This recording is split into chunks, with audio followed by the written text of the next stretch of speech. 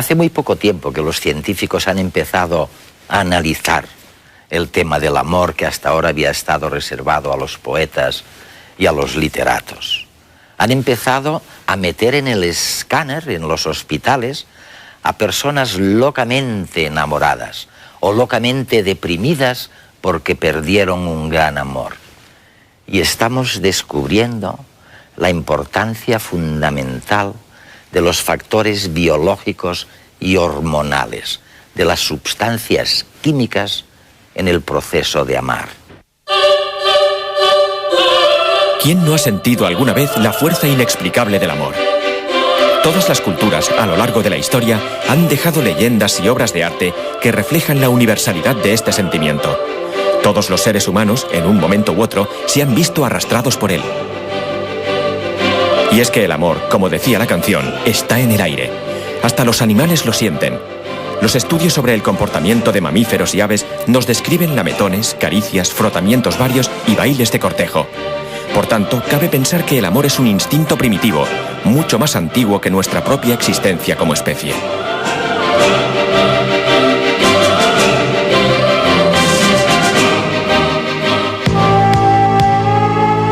Al igual que el ansia de alimento o de agua y el instinto maternal, se trata de una necesidad fisiológica, un impulso profundo, una pulsación que consiste en cortejar y conseguir un determinado compañero para aparearse. Y como todo instinto, provoca conductas imprevisibles e impulsivas que han llevado al odio, a la violencia o a la desesperación. Nunca hasta ahora hemos tenido tanta libertad para elegir a nuestra pareja. Las posibilidades se multiplican en una sociedad global. Sin embargo, solo unos pocos de los candidatos potenciales con los que nos topamos cada día serán capaces de desencadenar la tormenta. Y aquí radica uno de los misterios del amor. ¿Por qué nos gusta una persona en concreto entre todas las demás? Esa es una pregunta muy difícil. Nadie sabe la respuesta. Pero déjame que te explique lo que yo sé. Hay un componente cultural muy importante. El momento también es muy importante. Hay que estar dispuesto a enamorarse. La gente tiende a enamorarse de alguien que tiene alrededor, próxima. Nos enamoramos de personas que resultan misteriosas, que no se conocen bien. ¿Qué hace que cuando entremos en un lugar lleno de gente nos fijemos solo en una persona? ¿Por qué esa persona y no otra de entre la multitud activa nuestros circuitos cerebrales y enciende la química amorosa? Por encima de características físicas o psicológicas, existe una razón que nos conduce a ver el amor con la mente y no con los ojos. La herencia evolutiva ha desarrollado mecanismos de selección para que en la elección de pareja la descendencia quede asegurada. Hay muchos elementos que condicionan esta elección. Uno de ellos lo definió Baudelaire. Amamos a las personas en la medida que nos resultan extrañas. Y es que la naturaleza nos ha dotado de un cableado cerebral para que las personas misteriosas nos parezcan interesantes. El misterio se asocia a la novedad y la novedad está asociada al neurotransmisor del amor, la dopamina. Pero la química del amor es compleja y a menudo nos lleva a contradicciones, ya que en general también sentimos más atracción por personas similares a nosotros. Desde el patrimonio financiero hasta aficiones comunes. Desde las cualidades físicas hasta aspectos más complejos de la personalidad. La genética condiciona todos estos aspectos, así que podemos deducir que los tipos genéticos se atraen. La química del amor ya se encargará de buscar las diferencias para una descendencia genéticamente más variada. También existe una preferencia biológica a elegir parejas bien proporcionadas. La cuestión física es, pues, muy importante. Una cara bonita, simétrica, produce más actividad en las regiones cerebrales implicadas en el enamoramiento. Este punto medio de equilibrio también se aplica a otras proporciones corporales. La más curiosa es la proporción cintura-cadera. Las mujeres cuya circunferencia de cintura se aproxima al 70% de sus caderas lo tienen más fácil para ser elegidas. Los hombres prefieren mujeres con más curvas, ya que tienen mayores posibilidades de tener descendencia. Esta preferencia natural por mujeres sanas y fértiles también tiene su razón evolutiva. Y es que la proporción de las caderas se hereda genéticamente.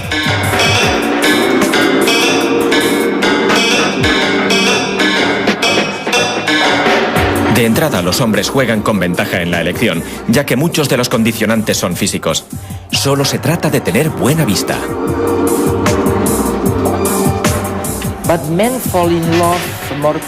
Pero los hombres se enamoran más deprisa que las mujeres, y esto también tiene una explicación evolutiva, ¿no? Sí. Verás, 3 de cada 4 personas que se suicidan cuando una relación se acaba son hombres, no mujeres. O sea que los hombres son tan apasionados como puedan serlo las mujeres. En efecto, se enamoran más deprisa. En nuestro experimento teníamos 10 mujeres y 7 hombres. Y a mí me interesan sobre todo las semejanzas entre las personas. Las semejanzas en el cerebro, pero algunos de mis colegas decían, cojamos a los hombres y a las mujeres por separado y veamos si existen diferencias. Yo dije, es una buena idea, y sí que descubrimos algunas diferencias de género, no en el aspecto pasional. Los dos son apasionados.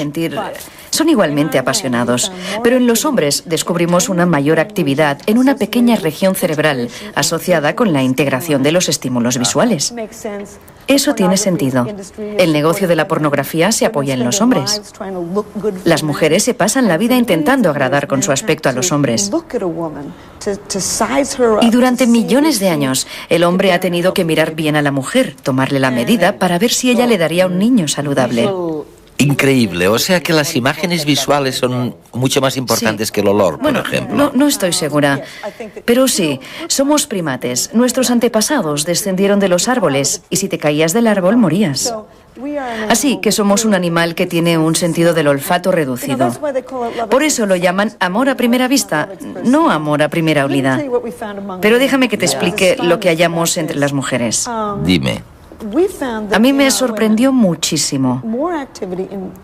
Descubrimos en nuestras mujeres una mayor actividad en unas 3 áreas diferentes, asociadas con la memoria y la rememoración, no simplemente con la capacidad de recordar. Y al principio me dije, ¿cómo es posible? Y luego pensé, durante millones de años, una mujer no podía mirar a un hombre y saber si podía ser un buen padre y un buen marido. Tenía que recordar. Tenía que recordar lo que había dicho el último día de San Valentín. Lo que había dicho. Sí, es verdad que nos acordamos. Y esperamos que se cumpla lo dicho. Y nos llamamos las unas a las otras por teléfono y lo recitamos para estar seguras de que nos acordaremos. Es un mecanismo de adaptación que las mujeres probablemente han poseído durante 4 millones de años para conseguir al hombre adecuado. ¿Y qué le sucede al cerebro de los mamíferos cuando están realmente locos de amor?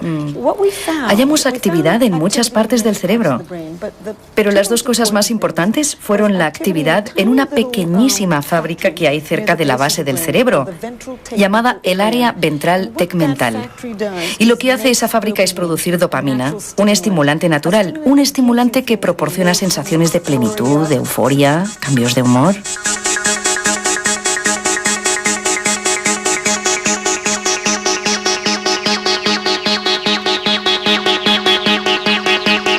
Todos estos síntomas del enamoramiento se deben a que la actividad química de nuestro cerebro cambia. Aumentan los niveles de 2 estimulantes muy potentes, la dopamina y la norepinefrina, y disminuyen los de otra molécula, la serotonina. Anegados por este cóctel químico, sucumbimos al amor y a todos sus efectos. Él o ella se convierten en el centro de todo, en detrimento de cualquier otra cosa o persona. Y es que la dopamina y la norepinefrina ayudan a focalizar nuestra atención. Miramos al amado como algo único y nuevo, porque la dopamina favorece el aprendizaje de estímulos novedosos. Y recordamos detalles minúsculos de esta persona y del tiempo que hemos pasado juntos, gracias a que la norepinefrina aumenta la capacidad de recordar estímulos nuevos. No podemos dejar de pensar en él o ella. Es inevitable, y se debe a que los niveles de serotonina disminuyen y provocan un pensamiento obsesivo.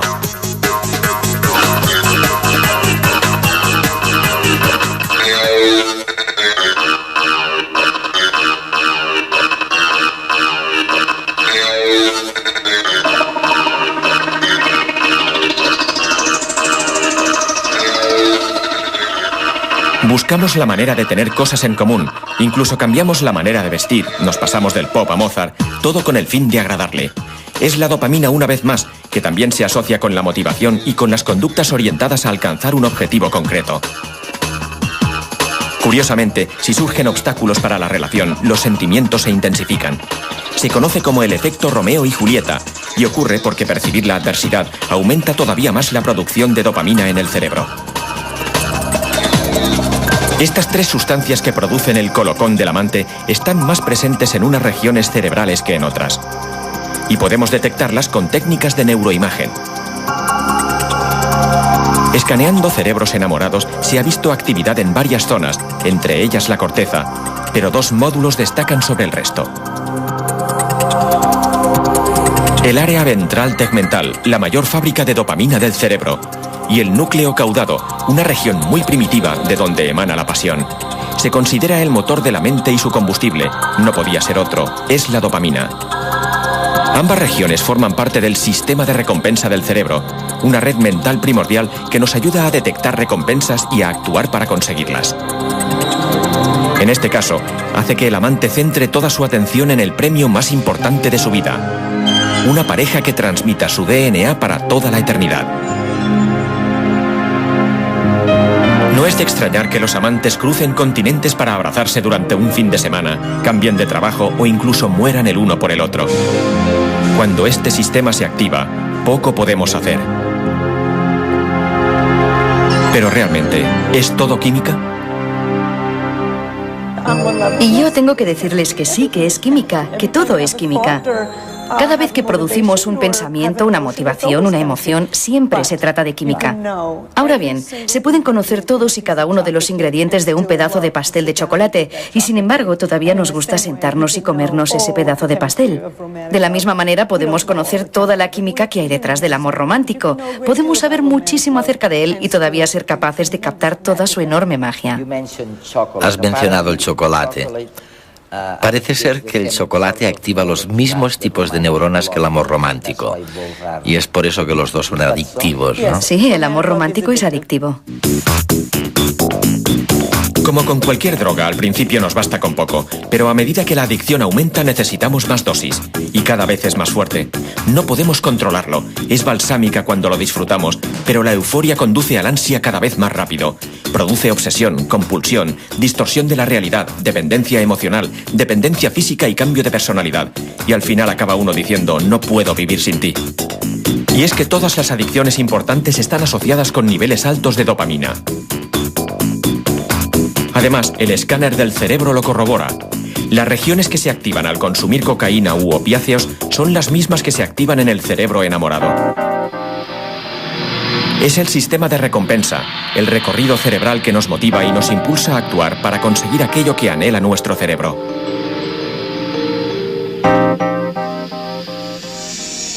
Sí, el amor es una droga adictiva. Una adicción positiva que provoca una feliz dependencia cuando se es correspondido y una ansiedad dolorosa, triste y a veces destructiva cuando es rechazado.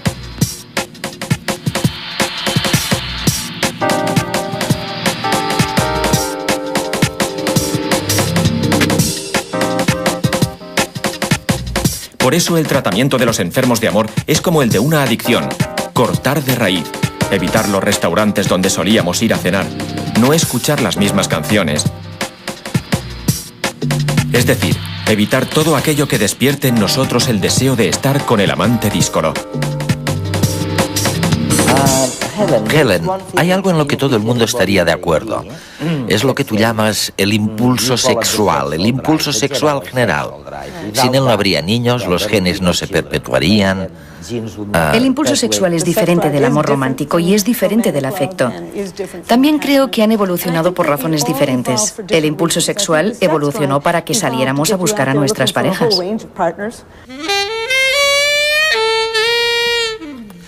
Es un impulso fundamental. Y no hay duda de que el deseo y el amor son cosas distintas. Y que los caminos cerebrales que lo rigen también son diferentes. Pero en algunas ocasiones están conectados. ¿Qué hace que se nos despierte el impulso sexual? A pesar de que la cultura popular nos ofrece muchos afrodisíacos, La naturaleza solo ha diseñado una sustancia capaz de estimular el deseo sexual en mujeres y hombres: la testosterona, y en grado menor, el resto de hormonas sexuales masculinas. Y la testosterona puede inundar el cerebro.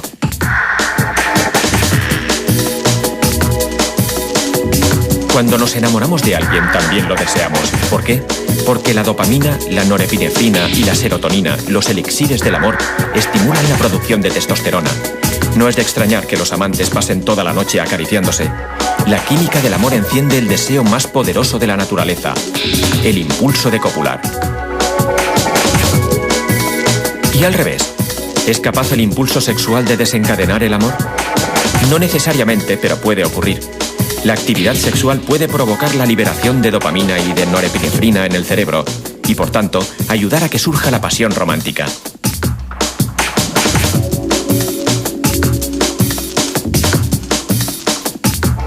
Las interacciones químicas de nuestro cerebro pueden jugárnosla si nos vamos a la cama con alguien a quien no queremos como pareja.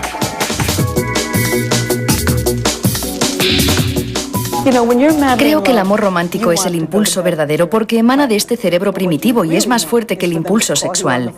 Cuando estamos locamente enamorados queremos irnos a la cama con nuestra pareja, pero lo que realmente queremos es crear una unión emocional. De hecho, una de las características principales del amor romántico es el deseo de contacto sexual. Cuando nos acostamos con alguien y no lo amamos, no nos importa realmente si también se acuesta con otros. Pero cuando nos enamoramos, pasamos a ser realmente posesivos. En la comunidad científica lo llamamos vigilancia de la pareja. Una de las características del amor romántico es la obsesión por el ser amado. Pensar en él continuamente, fantasear e inventar situaciones imaginadas son consecuencias de un bajón de serotonina y un subidón de dopamina en el cerebro.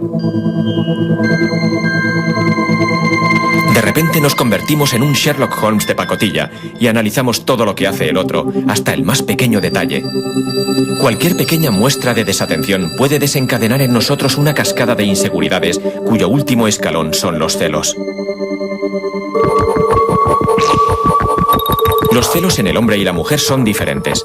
El hombre teme una infidelidad sexual por el miedo ancestral a criar unos niños que no sean suyos, que no sirvan para la supervivencia de sus genes. La mujer, en cambio, teme una infidelidad emocional, que el hombre la abandone. Esto se debe al miedo ancestral a quedarse sola para el cuidado y la cría de la descendencia. También sus reacciones ante un posible afer extramarital son distintas. Mientras el hombre tiende a reaccionar con violencia y a sentirse ultrajado, la mujer tiende a autoculpabilizarse y preguntarse qué ha hecho mal. Sin embargo, y a pesar del rechazo que una cana al aire pueda provocarnos, tiene su razón de ser. La infidelidad permite que se engendren diferentes hijos de diferentes parejas y, por tanto, que las mezclas de genes sean mayores y aumente la variedad en la población.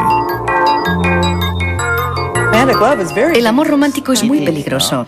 Lleva consigo una gran felicidad y una gran tristeza. Pero cuando se nos rechaza estando enamorados, hay personas en todo el mundo, sobre esto hay mitos y leyendas que tienen miles de años de antigüedad, hombres y mujeres, que cuando son rechazados pueden matarse o matar a otra persona.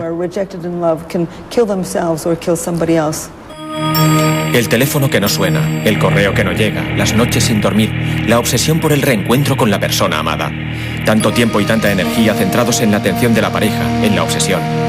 Podrían ser algunos de los síntomas del amor, pero hablamos de un sentimiento casi tan universal como el amor, el rechazo. Sentimientos tan profundos y perturbadores que nos arrastran a la protesta. Protestamos desde el dolor de la pérdida y protestamos con ira. Emociones tan intensas que solo se pueden equiparar a las del amor. Y es que las mismas sustancias químicas que se activan con el amor romántico cobran aún más fuerza para retener a la persona amada. La dopamina llega a regiones cerebrales donde se genera la motivación para alcanzar recompensas. Si la recompensa tarda en llegar, los productores de dopamina prolongan su actividad. Los niveles aumentan y la motivación cobra más fuerza. En los centros de la corteza prefrontal es donde se evalúa la recompensa. Si ese teléfono todavía sigue sin sonar, se enviarán señales a la amígdala y se desencadenará la ira. De esta manera, el amor y el odio están íntimamente conectados en el cerebro. producen los mismos síntomas y ponen en actividad las mismas sustancias químicas. De ahí que el cerebro humano haya capacitado al amante abandonado a odiar fácilmente a la persona que adoraba. Es solo un juego de combinaciones químicas donde los límites son muy frágiles. El amor y el odio son muy parecidos. La indiferencia es su contrario. Y hacemos las dos cosas. Amamos a la persona y la odiamos al mismo tiempo. Esto es. Y aquello por lo que suspiramos es la indiferencia. De hecho, el amor y el odio tienen mucho en común. Cuando odiamos, concentramos nuestra atención tanto como cuando amamos. Tenemos una gran cantidad de energía, nos cuesta comer y nos cuesta dormir. El amor y el odio tienen mucho en común. Y al final casi siempre llega la ruptura. Todo salta por los aires y surge la tristeza, la depresión. Una tristeza enorme. Es enorme, ¿verdad? ¿Y por qué ocurre eso? Una tristeza enorme nos acompaña en este final del camino. El amante rechazado al final se rinde, y es que el cuerpo humano, químicamente, no puede permitirse tanto desgaste energético. En esta segunda parte del rechazo, la ira nos abandona y nos resignamos a la pérdida. De nuestra lucidez y de las valoraciones que hagamos de nosotros mismos y de los demás, dependerá una resignación más o menos dolorosa.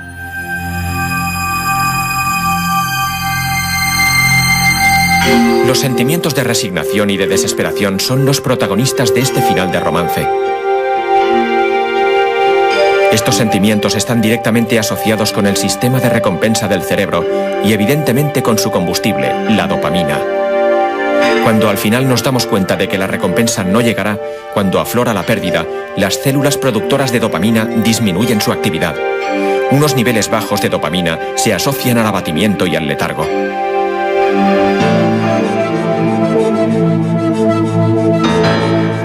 El estrés del abandono también cobra protagonismo en esta fase del rechazo. Pone en juego neurotransmisores tan potentes como la dopamina, la norepinefrina y la serotonina.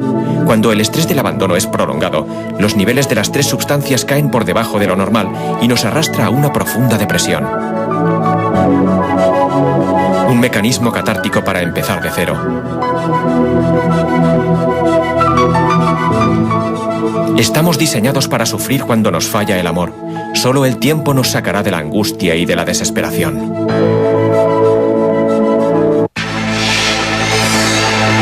Tras la borrachera bioquímica del amor romántico, el cuerpo y la mente deben recuperarse.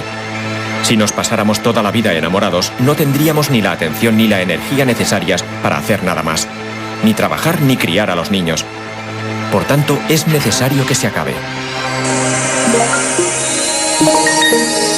El hipotálamo, una glándula que se encuentra justo debajo del cerebro, se encarga de poner orden segregando dos hormonas, la vasopresina y la oxitocina, que son las responsables de generar lazos de cariño y responsabilidad con los hijos y con la pareja. Ambas recorren la sangre durante el orgasmo y hacen que justo después tengamos una sensación de fusión completa con el otro, que contribuye en gran medida en establecer esos vínculos que permitirán a ambos compartir tiempo y atención para los niños. De esta manera, la locura del amor romántico se transforma en un sentimiento de calma, seguridad y unión con una pareja de larga duración. Sin embargo, la felicidad no es eterna. La monogamia tiene fecha de caducidad. Los últimos datos la sitúan en torno a los 4 años. Es decir, que existe una tendencia universal de cambiar de pareja al cabo de este tiempo.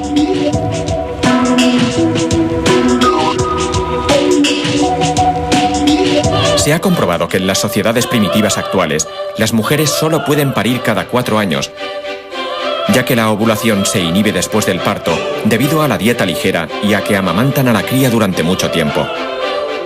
Este ciclo biológico podría reflejarse en nuestra tendencia a perder el interés en la pareja al cabo de unos años. Nuestro cuerpo, diseñado hace miles de años, nos dice de esta manera que es hora de buscar otro amor para tener nuevos hijos.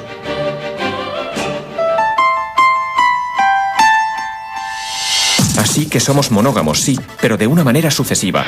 Estamos hechos para tener varias parejas, una tras otra, e hijos variados para que puedan reproducirse entre sí. Según esto, somos mucho más modernos y liberales de lo que creíamos hasta ahora.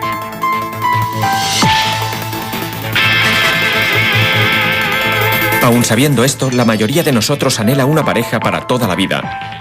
Y muchos consiguen ser feliz y mantener la química del apego, el cariño y la complicidad durante muchos años. Es cuestión de suerte. Al fin y al cabo, nosotros poco decidimos. Nuestra biología se encarga de ello sin que nos demos cuenta.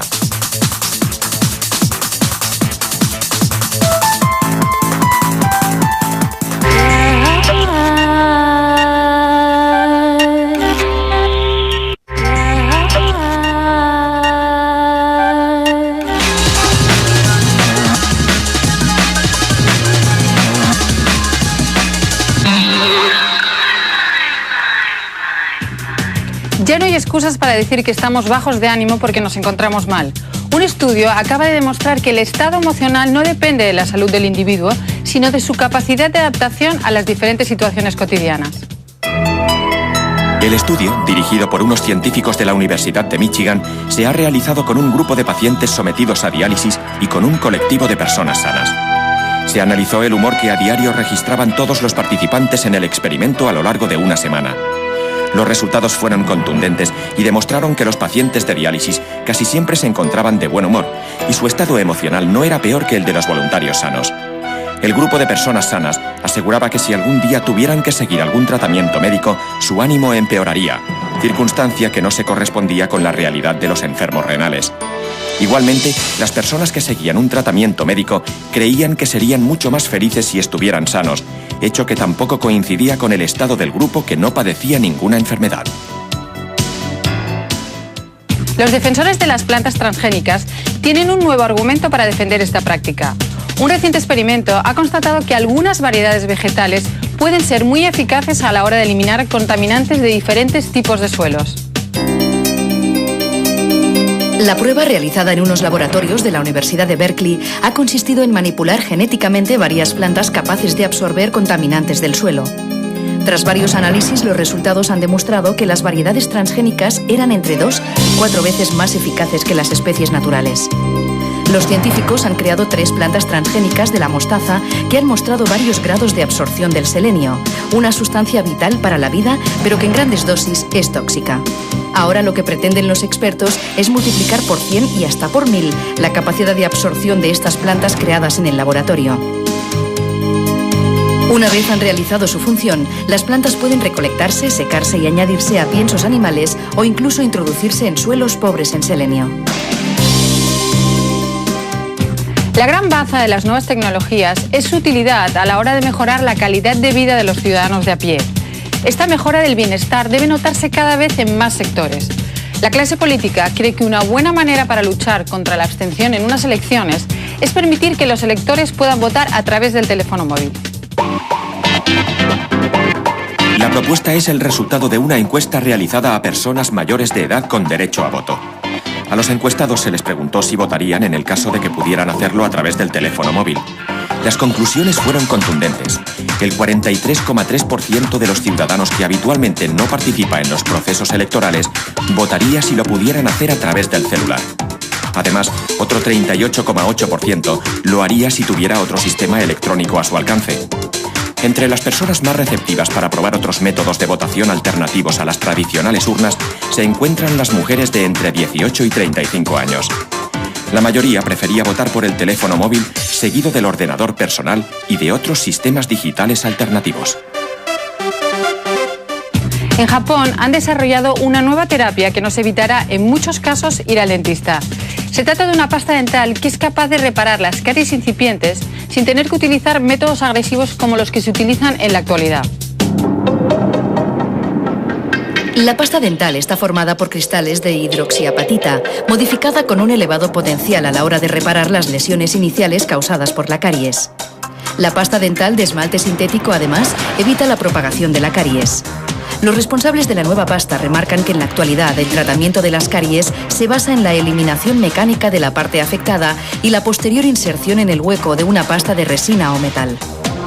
Este mecanismo es demasiado agresivo para las caries iniciales, ya que se acaba eliminando parte del diente sano para poder insertar el empaste. La pasta ideada por los nipones reconstruye el diente sin tener que agujerearlo y a la vez fortalece el esmalte natural de la pieza dental.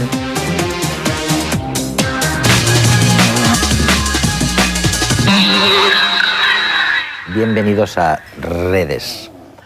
Bueno, nuestros telespectadores en España y en el resto del mundo a través del canal internacional de televisión española. Hoy quédense quietos porque vamos a aportar la ciencia a la comprensión de un fenómeno que afecta a todo el mundo, que es universal y de los que unos salen muy bien parados y felices y los otros no tanto. Imagínense, es el tema del amor. Y no solo del amor romántico, sino del impulso sexual y de lo que Helen Fisher, a la que hemos visto en la primera parte del programa, llama la parte afectiva o estable o amorosa, ¿no? entre una pareja. Cuando le oyes hablar a Helen de todos los temas, era en Nueva York, la entrevista la grabamos allá, del amor en términos de dopamina y serotonina y otras, y norepinefrina. Eso. Bueno, sustancias químicas, hormonas. Dices, ¿pero será esto solo el amor? Del que tanto nos han hablado los poetas y los literatos, que tú también conoces, Paula.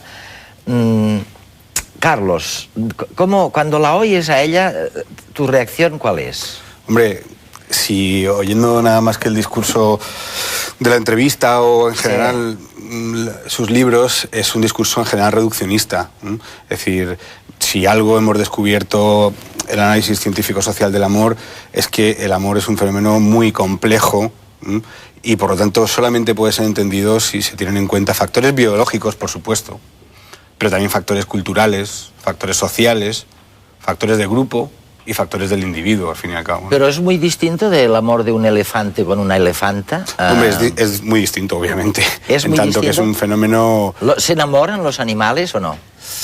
Hombre, el concepto de enamoramiento yo creo que es un producto sociocultural, además de biológico, el concepto de enamoramiento. Sí. Por lo tanto, desde ese momento los animales no se enamoran. Los animales sienten atracción sexual, ¿no? Deseo, efectivamente, y aparte vínculo afectivo. Un vínculo, hay muchas parejas estables, ¿no?, en el mundo animal. Ahora, lo que llamamos enamoramiento, que incluye expectativas, incluye roles, incluye normas... Pero el amor, me estáis diciendo, en eso corroboráis lo que decía Helen Fisher, es una emoción transitoria. Sí, es como una droga. El amor romántico, digamos. Es una enfermedad, es una droga, es un momento en la vida en el que te enajenas, ¿no? Dejas de ser de... A Picasso, en tu libro Picasso y las mujeres, cuando lees la historia de las 13... amantes, ¿no?, o mujeres que pasaron por su vida, tiendes a pensar eso, ¿no?, de que era una historia... Sí, es que Picasso tuvo una relación con las mujeres y en general con el mundo muy especial. Se sentía distinto desde muy pequeñito y su relación con las mujeres era una especie como de...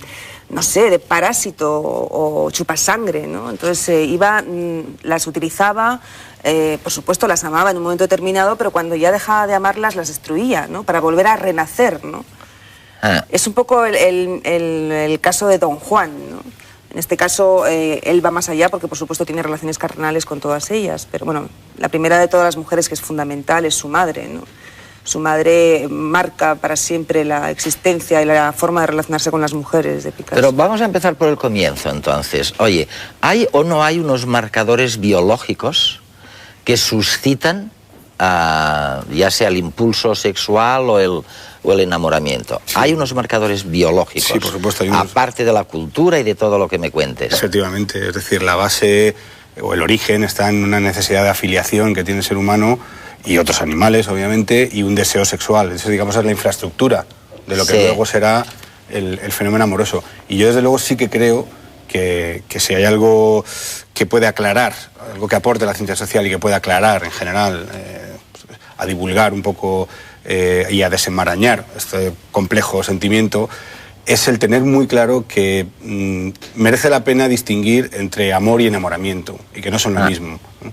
Y que el deseo sexual es una cosa, lo que llamamos enamoramiento es un estado fugaz, compuesto por una serie de reacciones, por supuesto bioquímicas, pero que tienen una traducción en el lenguaje psicológico y que lo ha glosado la literatura, y que el amor es un proceso más dilatado en el tiempo, donde fluctúan una serie de componentes y que no es ni mucho menos lo mismo que el enamoramiento, ¿no? Y yo no sé si tenemos tiempo vamos al primero. No, o sea, lo interesante de este tema, lo fascinante, es que a pesar de ser algo universal, que se enamora a todo el mundo, y una parte de ese mundo muchísimas veces no aprenden. No se aprende. El amor es siempre joven.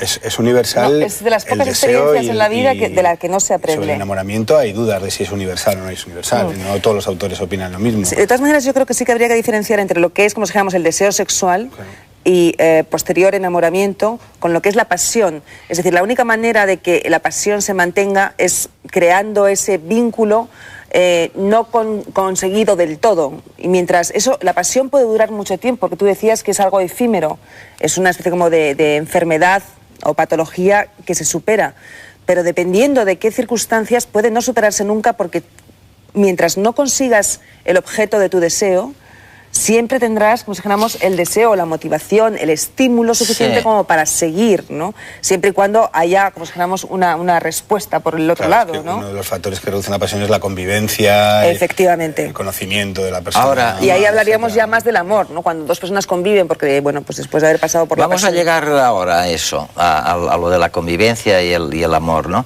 Pero, oye, hay un psicólogo que hemos entrevistado en redes, Sapolsky, de Stanford, de la Universidad de Stanford, que dice si yo pudiera recibir desde mi computador online lo que le está pasando a una persona situada a 2000 kilómetros de distancia, en cuanto a secreciones de dopamina, de serotonina, tensión arterial y todo esto, yo puedo decir que esta persona a 2000 kilómetros de distancia está locamente enamorada o odia locamente a la persona que un día la enamoró. O sufre un ataque de pánico, ¿no? No puede distinguir a distancia entre odio y amor. O sea que el amor tiene una doble cara. Sí, por supuesto, esto lo comentábamos antes un poco, ¿no? Sí. Ortega habló del estado de imbecilidad transitoria, ¿no? El estado de enamoramiento como tal, lo que pasa es que obviamente bendita imbecilidad transitoria, para mucha gente estará, claro, supongo, de acuerdo en que es un estado, bueno, pues ambivalente, pero por lo menos parcialmente placentero, ¿no? Y motivador, y claro, etcétera. Pero efectivamente lo que son, es que es un poco lo que comentábamos antes, el enamoramiento pudiera ser universal, pero ¿qué significa estar enamorado? ¿Y qué se debe esperar de ti cuando estás enamorado? Lo que uno tiene, eso varía entre las culturas. Y en una determinada cultura tribal, tener esas sensaciones y experimentar esas emociones hace que el individuo crea que debe de funcionar de una determinada manera y actuar de una determinada manera, irse de la tribu, raptar a la persona, tener relaciones sexuales con ella o no tenerlas, y en otra cultura tendrá otras expectativas. Oye, hay una diferenciación, pero antes os voy a pasar un pequeño documental sobre la fisiología de una parte de este proceso amoroso. Lo vemos. Según la Organización Mundial de la Salud, en un simple día tienen lugar más de 100 millones de coitos. El sexo es, sin lugar a dudas, una innegable fuente de placer por la que no nos importa derrochar energía. Seducimos, conquistamos y a cambio únicamente obtenemos unos 12 minutos anuales de embriaguez orgásmica. ¿Por qué entonces el sexo resulta tan atractivo? La respuesta sexual nace a partir de una dosis de estimulación. Una caricia, una mirada o una simple palabra es suficiente para activar los nervios sensoriales del cuerpo. Estos, tras ser excitados, envían señales al cerebro y a la médula espinal, transmitiendo un mensaje claro y conciso. El sexo es posible. Si la estimulación es la adecuada, a los 20 segundos el cuerpo ya ha desplegado un plan de ataque que inunda el organismo de un profundo deseo.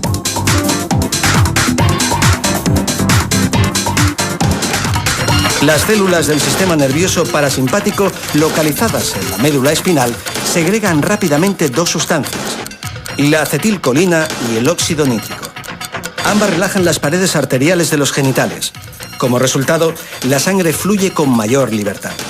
Los órganos sexuales se dilatan y se lubrica la pared vaginal en la mujer. Simultáneamente, el cerebro sigue recibiendo señales de excitación que provocan la respuesta del hipotálamo. Este aviva la actividad del sistema parasimpático e interviene en la liberación de hormonas que intensifican la sensación de placer. Llegados a este punto, solo tu cerebro puede traicionarte. Durante la etapa de excitación, las señales nerviosas viajan a través de todas las neuronas.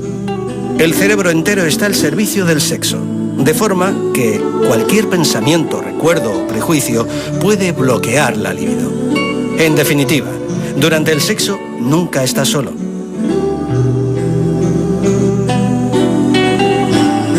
Pero si todo va bien, el deseo sexual crece hasta llegar a los albores del clímax.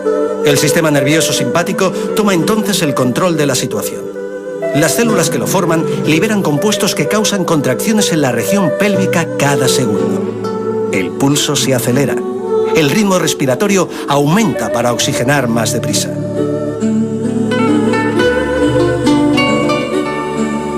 El hipotálamo, a su vez, recibe órdenes de segregar en el torrente sanguíneo una cantidad masiva de oxitocina y dopamina.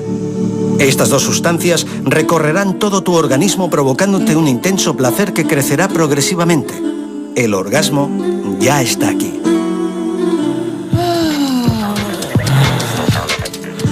Un estado de bienestar, tranquilidad y somnolencia se apodera ahora de tu cuerpo. Las endorfinas y la serotonina son responsables de esta sensación. No intentes, por tanto, repetir la hazaña de forma inmediata, ni tampoco te desanimes.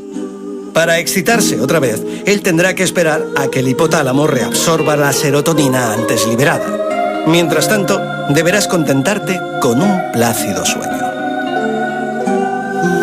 La fisiología del orgasmo, ¿qué pasa en el cuerpo, en el cerebro y en nuestros órganos en el acto del amor? Vamos a ver un tema que interesa a todo el mundo. ¿En qué medida la cultura nos diferencia? Pues todo lo que comentaba antes, de roles, de expectativas. Pero expectativas, resulta que luego hablamos con Daniel Gilbert en Harvard y nos dice que invariablemente las expectativas las vas a sobredimensionar, las resultantes de un amor romántico, las vas a sobredimensionar en la misma medida en que sobredimensionas el efecto devastador que va a tener o que ha tenido una desgracia. O sea, entonces, ¿por qué? Porque el cerebro, nuestro cerebro, se arma interiormente para protegerte y sobrevivir, y lo que ahora te parece que es un torbellino, luego resulta que es más asimilable, ¿no? De acuerdo, lo que pasa es que una cosa no quita la otra tampoco, ¿no? Quiero decir que el impacto obvio de la sociedad y la cultura lo podemos ver en que amar, como comentábamos antes, ¿sí?, ha sido diferente a lo largo de la historia en Occidente, y es diferente entre unas culturas y otras, y unos pueblos y otros. Experimentar y desarrollar el amor, ¿no?, es distinto en unos pueblos y en otros, ¿no? De hecho, por ejemplo, una de las pruebas más evidentes es que el amor hoy en día debe de producirse en la misma relación que el matrimonio y que el sexo. Aprendemos que deben ir unidos.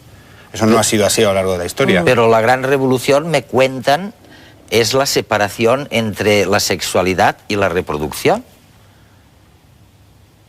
O sea, hoy están separados. Bueno, sí, las mujeres pueden tener hijos sin necesidad de tener relaciones sexuales. Y es una gran conquista social, al parecer. De hecho, yo creo que los hombres van a tender a desaparecer. Bueno, eso hay el género masculino. Genetistas. No, a mí me parece que es importante que quede claro, por lo menos creo que es importante que quede claro que el sentimiento, esa necesidad de estar enamorado, es una necesidad de diluirse en el otro. Y de esa forma uno tiene la impresión, es absolutamente ficticio, ¿no? Como puede ser la imagen que tenemos del otro, pero en el fondo es una forma de combatir, como decía, es de luchar contra la muerte y de hacerse indestructible en cierta medida, aunque sea algo que es un constructo, si quieres, demasiado sí, muy literario. Complejo, muy literario. Sí, porque Helen... No Helena de Troya. Eso. Helen nos dice que este enamoramiento romántico es evolutivamente, se explica por la necesidad de no desperdigar esfuerzos, de concentrar esfuerzos, y por lo tanto, fíjate solo en una persona, pues entonces, y no ya sé está. Pues si tuviera razón esta Helen, no nos equivocaríamos tanto. ¿No te parece? No, nos podemos concentrar en alguien que luego no resulta. No, Tú eres una gran especialista además en psicología de empresa, pues no habrán contratado las empresas gente que luego no les da el resultado que querían, ¿no?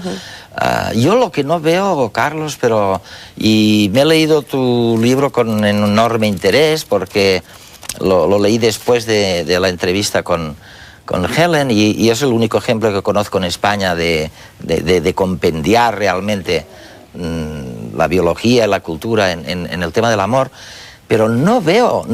¿Qué aporta la cultura en la sociedad? No veo el factor cultural como más importante o equiparable a estos factores de que me hablan los psicólogos como la Helen Fisher y compañía, ¿no? Hombre, pues, por ejemplo, las presiones sociales. Sí. El adolescente cuando cumple, en fin, 14, 13 años, ¿no?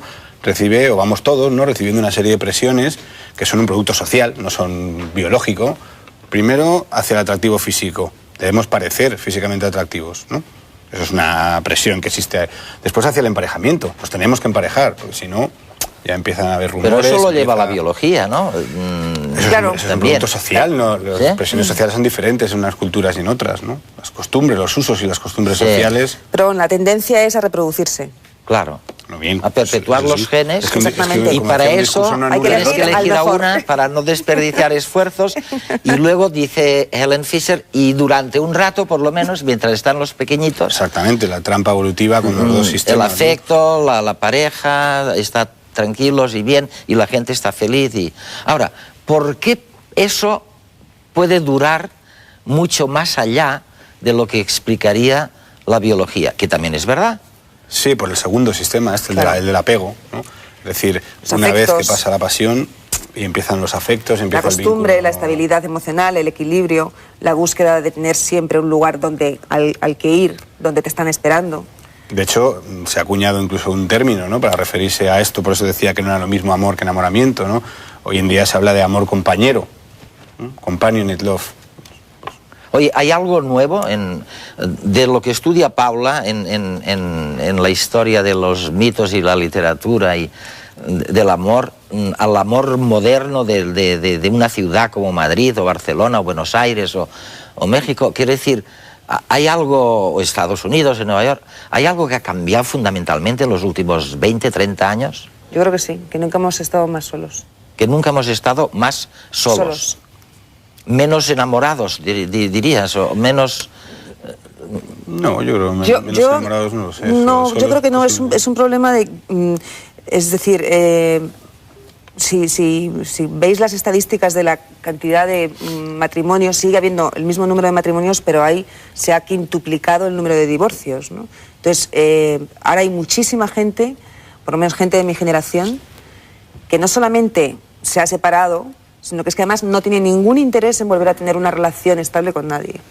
Y entonces, bueno, pues van de flor en flor tanto los hombres como las mujeres, ¿no? Porque no tienen ganas de volverse a comprometer, pero en cierta medida entienden la separación como un fracaso, cosa con la que yo no estoy de acuerdo, pero sí tengo la impresión de que la sociedad que hemos creado es una sociedad muy individualista, donde la gente necesita que la quieran, pero no tiene ni idea de cómo dar cariño, ¿no? O sea, luego también hay un nuevo tipo de amor, digamos, ¿no? Es el amor a través de Internet, ¿no? Que ha surgido hace... Aunque luego también hablábamos que no es tan nuevo, ¿no? Porque a lo largo de la historia ha existido amor epistolar, ¿no? A través de cartas, y en realidad era lo mismo, ¿no? La construcción de una imagen idealizada de... Que en realidad es lo que yo pienso que es el amor. O sea, en realidad tú no te enamoras de la persona que tienes enfrente, te enamoras de lo que tú imaginas que la persona que tienes enfrente es. Te la inventas. La fabricas. Hombre, claro. Eso hablaba también Stendhal, ¿no?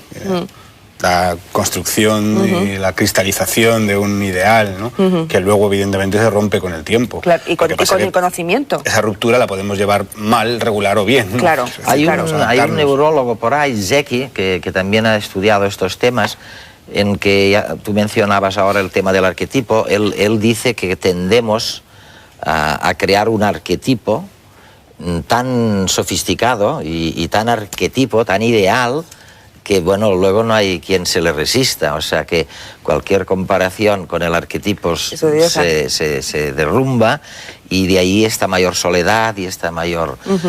Pero, oye, ¿los científicos nos podéis ayudar en algo en este tema? Hombre, yo creo que sí, ¿no? De hecho, la idea un poco es, si la mayoría de del sufrimiento que se da en una relación de pareja tiene que ver con la ignorancia de determinados procesos que ocurren y que uno no sabe que ocurren, o con expectativas que son defraudadas, pues conocer qué procesos suelen ocurrir, qué es lo habitual, saberse que uno no es el único al que le pasa determinadas cosas, pues evidentemente que ayudan al individuo, a la persona a llevar mejor una serie de cuestiones. Yo no estoy muy de acuerdo contigo en esto. Perdóname que te pregunte.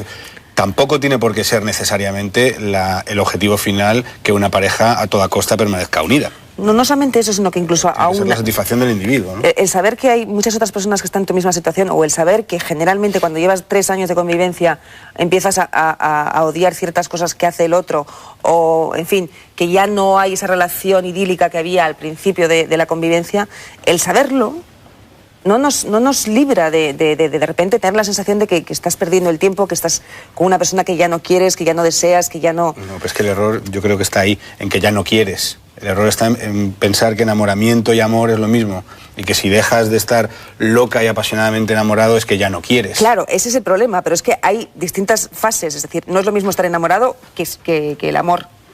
Digo, cuando uno termina de estar enamorado tiene que buscar fórmulas para poder seguir conviviendo y para poder seguir estando con esa persona. Objetivos comunes, proyectos de vida, los hijos, el ocio o el ocio un compartido. Afectivo, ¿no? Muy fuerte. Un vínculo afectivo también, pero ya no es la pasión. Muy bien, de acuerdo. Pero hay veces que eso no se construye. Es decir, que después de la pasión no se construye otra fórmula. Oye, tenemos un juego especial a nuestros telespectadores, y es el del concurso. Esta vez, este trimestre, el concurso es, responder a la pregunta siguiente. Hay algunas convicciones generalizadas, algunas creencias casi universales que usted puede demostrar que son falsas. Es el tema de la cuestión esta semana, este mes y los 2 meses que vienen. Y con esto les dejo hasta la próxima semana.